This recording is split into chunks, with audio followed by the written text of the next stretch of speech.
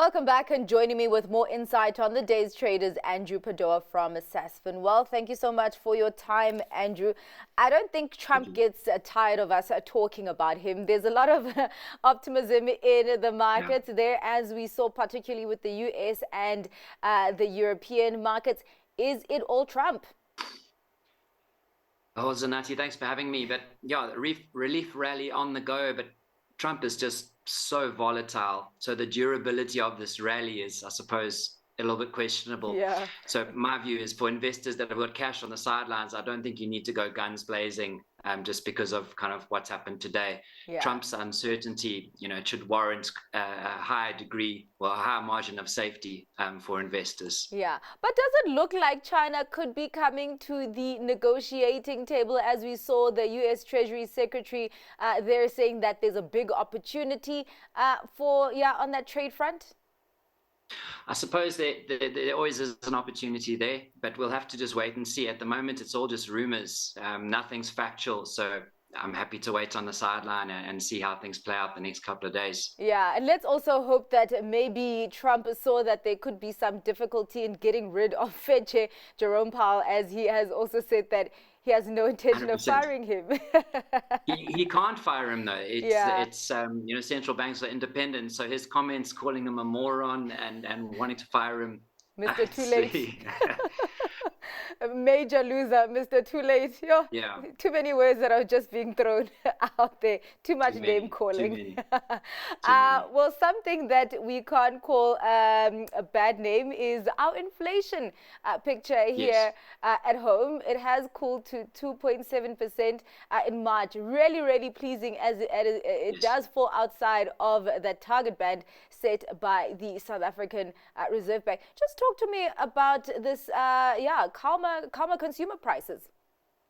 Yeah, it's welcome relief to see inflation down at 2.7%. The Monetary Policy Committee is kind of aiming for between 3 and 6% inflation. So we're well below that, like you said. So that's encouraging news. But, will they now be cutting interest rates because inflation's below 3? I think with Trump there, I'm not sure. I think they're likely to wait for a little bit more certainty and calmness in kind of the macro environment and in markets before they look to cut rates. So fingers crossed that things can kind of calm down with Trump and that macro environment and tariffs, and hopefully we'll see some interest rate cuts in South Africa in the near future. All right. Well, around this time yesterday, it had already been 40 minutes into the announcement. Aspen came out with an announcement at 5 p.m.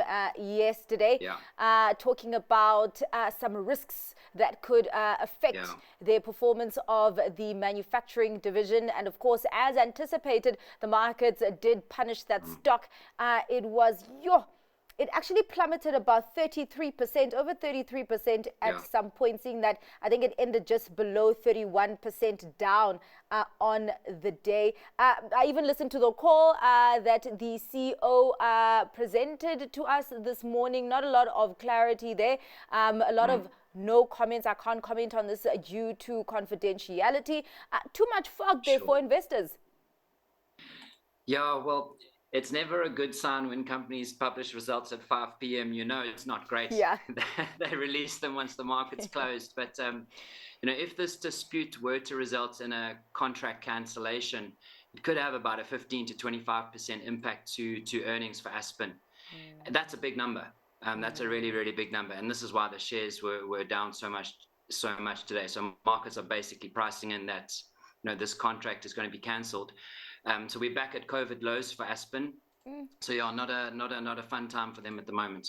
Yeah, well, a fun time for Capit, because on the other side of the spectrum, that stock was the star of the show, rocketing above 8% at some point. Of course, after releasing its full year results, we had double-digit growth on their key financial metrics, even a 30% climb on their headline earnings per share. Is the market giving Capit the flowers that it deserves? Absolutely. Zanati, how many companies on the JSE can grow earnings by 30% a year? It's really stellar what these guys are able to pull off. Like you said earlier, they're now they're the biggest bank in South Africa by customer numbers. not only did we see, growth in customer numbers and great earnings, but we also saw improved credit metrics, which certainly helps, and then growth in the non-interest income. So you're looking at their value-added services like Capit Connect, where you can get data and airtime, you can get insurance on the value-added services side. And this has been a huge growth driver for them.